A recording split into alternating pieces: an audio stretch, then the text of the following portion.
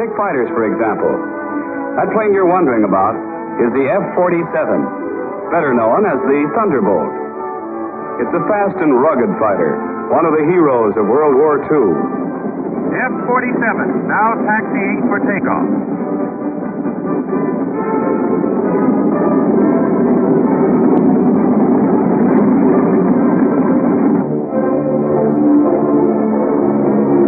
Now, the Mustang, F-51.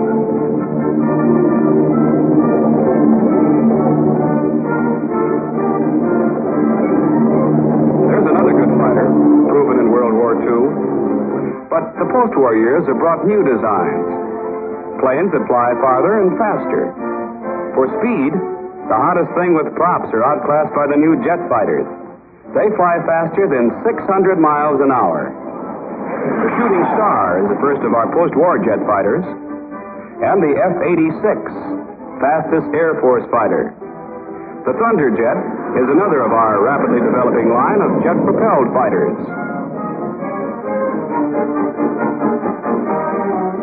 As for the F-89, it's the first four-jet long-range fighter, effective night or day in all kinds of weather. It has a pressurized cabin and a range of more than 1,500 miles. Still another jet fighter, the little experimental F-85, is called a parasite plane because it's designed to be carried aloft by long-range bombers.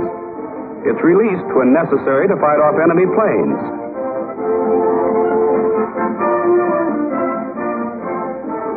And baby comes back to mother when the fighting's all over. Your attention, please. The bombers now landing are B-29, the famous Super Force. The B-29 helped break the back of Japanese resistance with long-range bombing raids. One of them carried the first atom bomb to Hiroshima. And here comes the B-36, the biggest land-based bomber in the world. Yes, sir, that's the truth. This air giant has a far greater range than any other bomber. That's why the Air Force calls it an intercontinental bomber. In tests, one B-36 took aloft and dropped successfully two 42,000-pound bombs.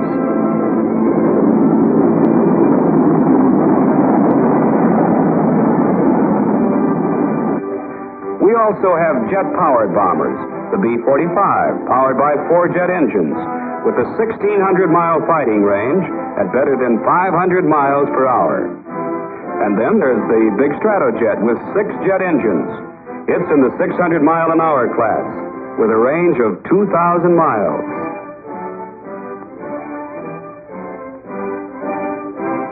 And this radical design, XB-49, an 8-jet propelled flying wing.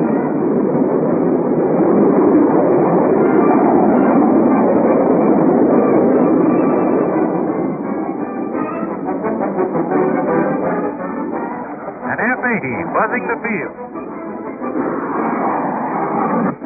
We stood there watching the jets go by. That is, we tried to watch them.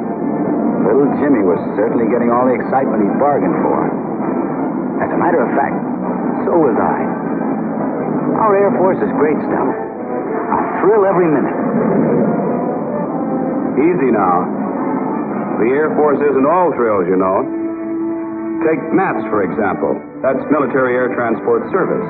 MATS, for short. A combination of the old Army, Air Force, and Navy Air Transport Commands. Covering more than 80,000 miles of air lanes all over the world. MATS is streamlined to expedite the air transport of military personnel and cargo. Materials carried come in every size and shape, requiring trained ground crews to help speed military supplies to destinations everywhere. It's planes like these which are used for all types of emergency service. MATS also uses large transports like the Navy's Constitution, one of the biggest aircraft of post-war years. Another large transport is the C-97 Stratocruiser. This giant goes 4,000 miles non-stop, carrying a payload of 20 tons, or 137 fully equipped combat troops.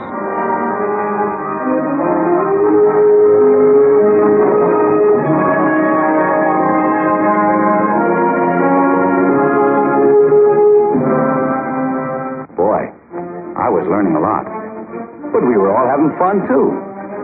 We all got a laugh out of Mickey, the midget, run by remote control. That means the operator just jiggled a little lever to put Mickey through his paces. Mickey was a ground demonstration to show people like me how big planes are remotely controlled. The forward B-17 has no operating crew aboard. Its flight is radio controlled by the mothership in the rear. I'll bet you recognize B-17s. They were good airplanes. Did a big job during the war. Today we use them for experimental work of all kinds.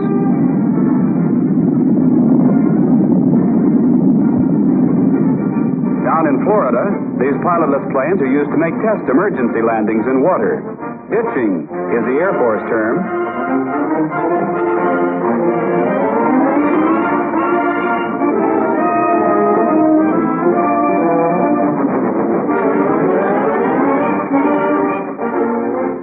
By using a radio-controlled ship, shown here in slow motion, engineers can measure the effects of ditching on structures without risking the lives of flight crews. But when lives are actually endangered, well, that's a different story. Attention, please. You will now witness an air-sea rescue demonstration. The B-29 approaching the field is carrying a para-life boat. In an air-sea rescue mission, the boat is dropped by the rescue plane.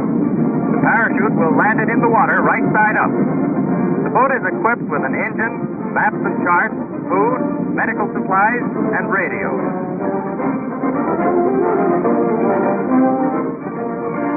Sometimes the Air Rescue Service Base sends its flying windmills out to give stranded flyers an honest-to-goodness airlift to safety. Besides their use in rescue work, helicopters have many functions. This is a model of a helicopter of the future, the XH-16. It's a cargo craft with detachable compartments designed to carry troops and heavy equipment to regions inaccessible to standard planes. The XH-10 is the first twin-engine transport-type helicopter. Carries 10 persons. I was having fun, even though I felt a little ashamed of my low Air Force IQ. Then little Jimmy tugged at me, and he pointed out something different. I brightened up. This I knew. It was a guided missile. I remembered the stories I'd read about guided missiles, and the exciting newsreels I'd seen showing experiments with them.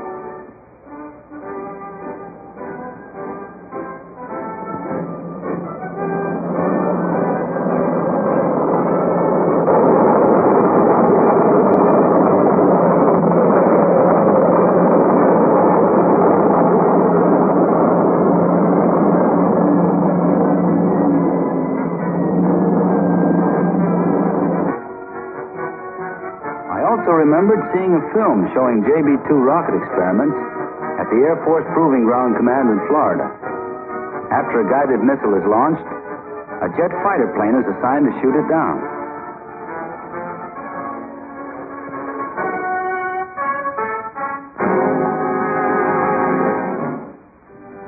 Yes, you remember your newsreels, Private Citizen USA. And after this day's visit, you'll know and more about your Air Force. And with your knowledge, and that of your fellow citizens, will come the full public understanding and support the Air Force needs to carry out its mission. A few yesterdays ago, this little airplane flew faster than sound. And this big bomber completed the first nonstop flight around the world. A few tomorrows from today, your Air Force will still be moving forward, helping in emergencies, while continuing its daily round-the-clock service to you and your family. The Air Force has a big mission, and an important one. It involves the future well-being of every American, the peace of all the world.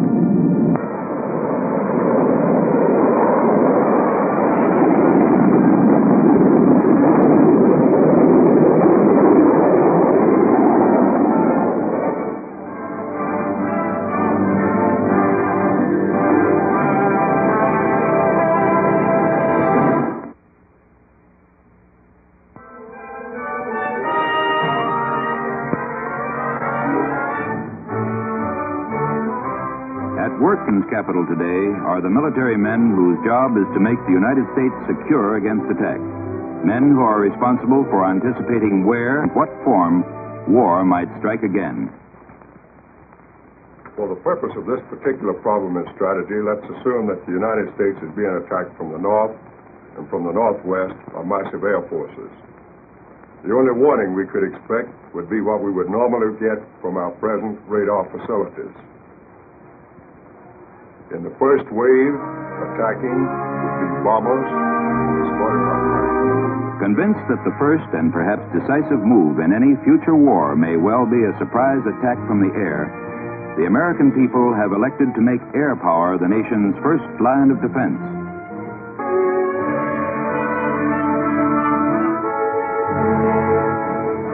Year by year, this new Air Force, no longer a part of the Army, has grown from its post-war skeleton strength to an armada many times as great.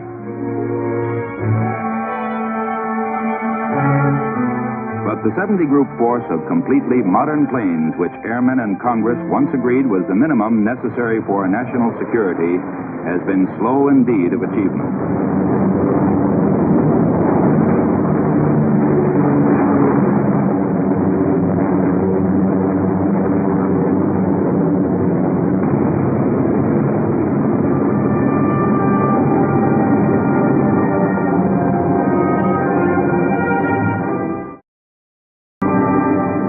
Vigorously pushing ahead with the task of building up an air fleet to defend the United States against attack and to strike back decisively against an aggressor is the Chief of Staff of the U.S. Air Force, General Hoyt S. Vandenberg.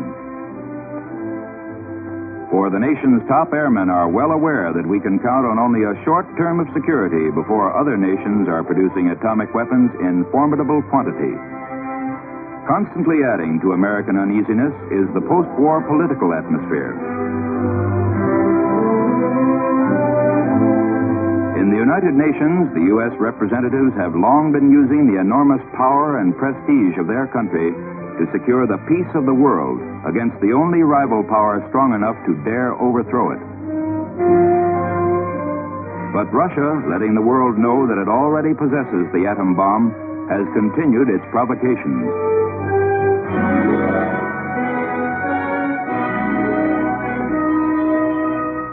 An urgent necessity in rebuilding the U.S. Air Force was to revive the aircraft industry, whose output had diminished alarmingly in the first years after the war. By carefully allocating the funds allowed it by Congress, the Air Force was able to distribute initial orders for 2,000 new planes among certain key manufacturers. One of the most famous of the post-war models has been the giant B-36, which was only being delivered 3 years after the war, though it had been designed in 1942. For between the time any given plane emerges from the design stage and the time it is ready for delivery, airmen must count on a lapse of several years. Largest of land-based bombers, the B-36 can carry 10,000 pounds of bombs for 10,000 miles, and its enormous tanks can swallow up some 21,000 gallons of gasoline, as much as 2 railroad tank cars can carry. Even the famed B-29 was relegated to the role of medium bomber by the huge B-36.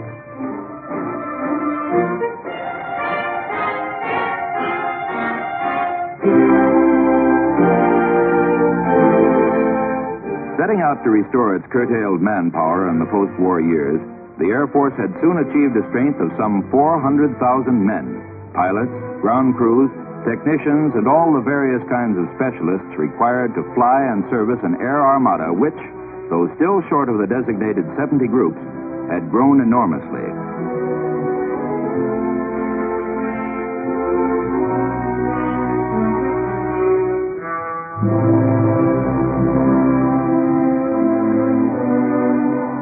Schooling in the Air Force is an endless process, not only for enlisted men, but for officers as well. The new Air University, made up of a number of advanced schools, gives senior officers concentrated courses which include such subjects as command and staff work, air strategy, and air tactics.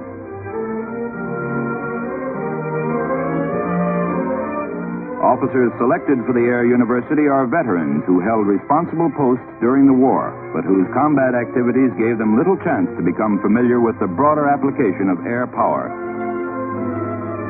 Here they get the special education which prepares them to assume larger responsibilities.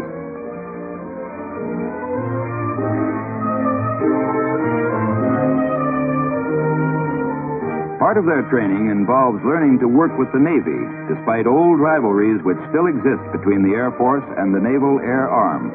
For the Navy has almost as many planes as the Air Force itself.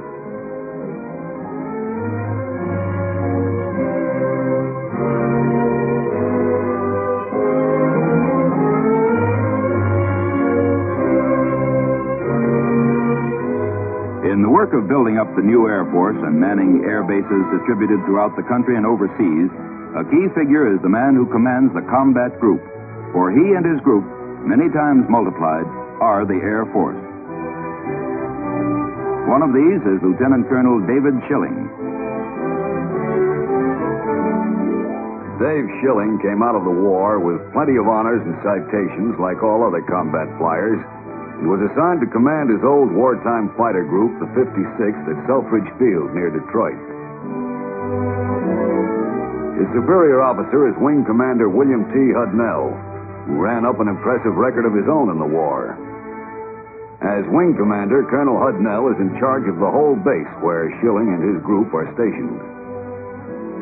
While Schilling handles air operations, Colonel Hudnell commands the complex establishment it takes to keep combat groups flying, including the hangars and machine shops where planes are torn down and overhauled between flights. The jet fighters the Air Force is using these days have to be overhauled more often than the old propeller type because of the enormous speed of the turbines and the heat of the engines. The continuing developments in jets call for a lot more technical knowledge on the part of the ground crews, the boys who have to service the planes and keep them in shape. Knowing what the weather is like all over the country is important to jet flyers. They cover 600 miles an hour, flying 7 or 8 miles up. They have to be sure of just what conditions they're going to meet at the end of a cross-country trip.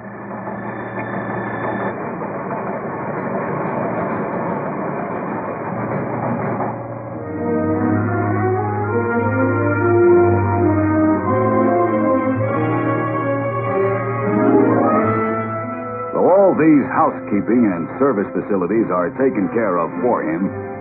Dave Schilling still finds plenty of paperwork to tie him down at the office when he'd a lot rather be out flying.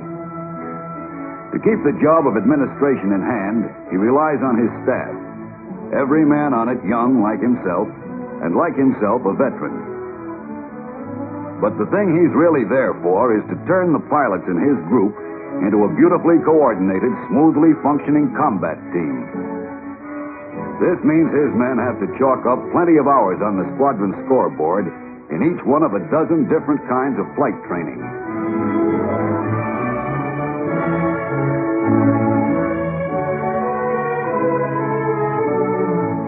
The flying performance of the individual pilot is what largely determines how each group stacks up as a fighting unit. When the pilots of the 56th Fighter Group are accumulating air hours, Dave Schilling is apt to be out on the runway. He likes to keep an eye on them, particularly on the youngsters newly assigned to the group who are just beginning to get the hang of combat tactics in hot planes like the Lockheed F-80 that Schilling's group flies. Hello, Joker Tower. This is number 5 on the instructor 4 at Roger, 5-1. Check your dive flaps down, your gear down. Green light on, high 16 on, hydraulic pressure up, flaps as desired. You're clear in number 1.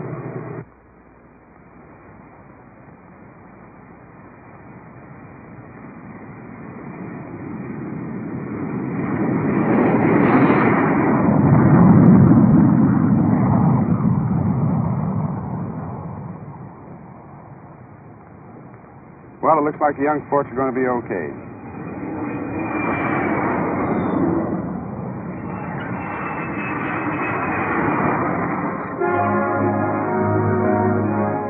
At The officers' club, where all the pilots meet at the end of the working day, everybody talks one thing: shop.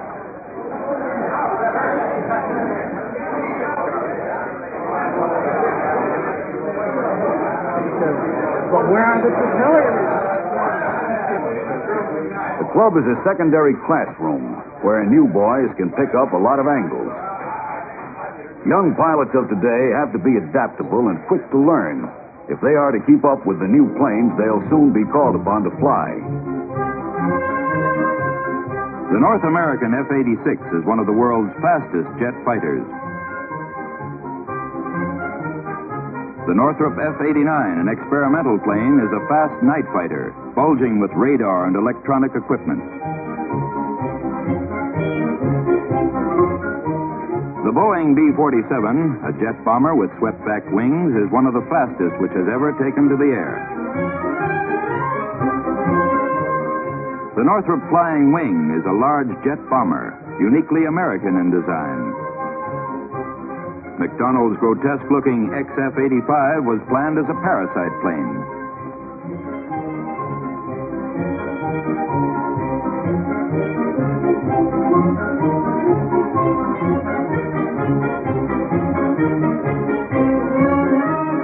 It was designed to be carried in and launched from its mother ship, a big bomber, to provide fighter protection deep inside enemy territory.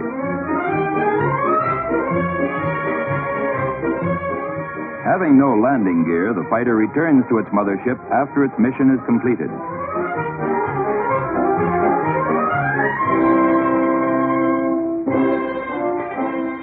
At Wright Field, at the headquarters of the Air Materiel Command, aeronautical engineers work on problems of research and development.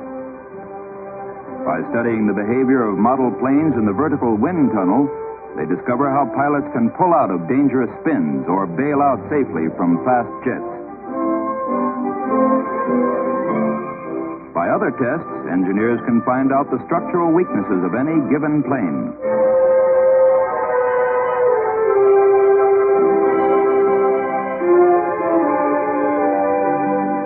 In aviation medicine, intensive research is directed toward making life easier, longer, and safer for pilots.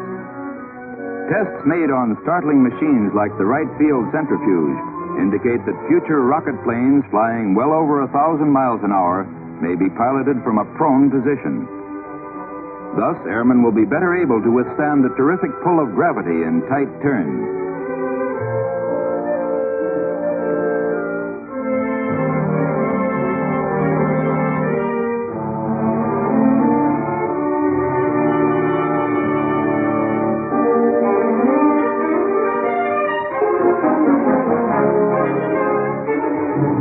The laboratories are not the only places where airmen are being tested for the future.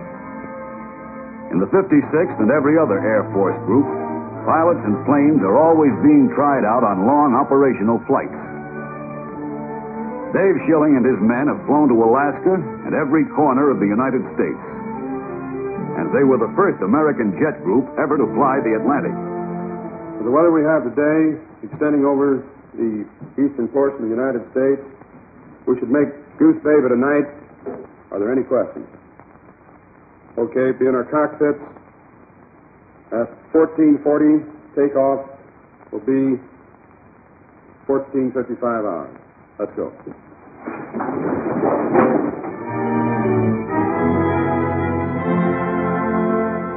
Today, the men who fly in Dave Schilling's outfit, and thousands more like them in fighter groups and bomber groups all over the country, have learned to accept as a matter of routine flying assignments that would have been special stunts for the most experienced pilots only a couple of years back.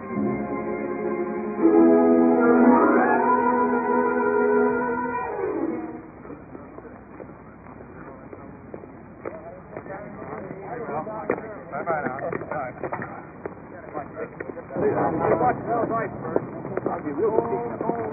Bye.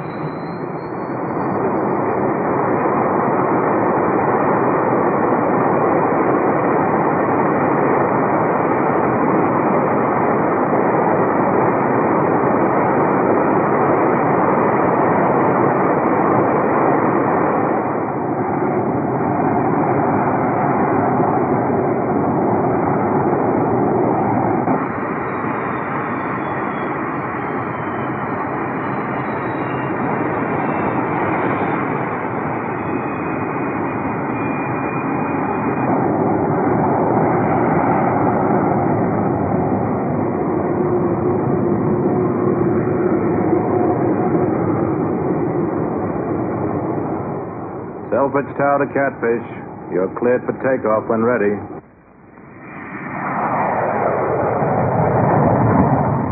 Today, the aim of the U.S. Air Force is to become a weapon so formidable that no potential enemy will dare risk its counter blows.